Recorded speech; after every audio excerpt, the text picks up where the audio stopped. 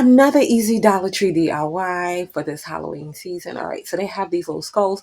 We made the little light out of them before, but we're gonna do like just a piece of decor this time. So I'm gonna put it on a stand. You can use a bunch of different things. You can use candle holders from Dollar Tree.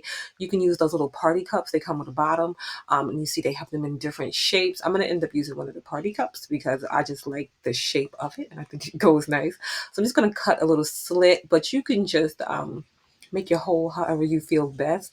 But I cut a few slits and then I just dug out the hole so that it could fit the bottom or the top of the party cup there. And then you just want to make sure that you have it in a position where it can stand up on its own. So I like linked the head a little bit forward.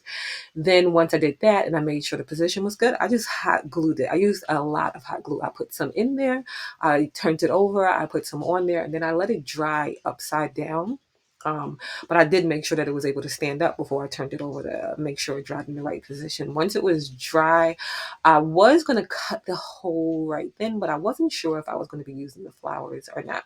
But I spray painted the whole thing black, and then this is how it looks. It looks cute just like this. You can just leave it like that, but we're just going to add a little more details to it. So I have these little faux florals from Dollar Tree, and they are like in the Halloween decor section. So I'm going to put those in there. You can just place them on top. You can make little holes. But I just made not too big of a hole, just enough of an opening to put the florals in, if that makes sense. If you're going to be using more florals, you might want to make a bigger hole.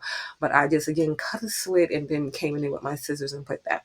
Now I'm going to put these in individually. I'm going to pop them off the stem and put them in individually. You could just put the whole thing in, just bend it up and put the whole thing into the hole. But I like the way it looks when you put them in individually, and it just makes it look fuller. So I took them off the stems, but you could just do it just like that.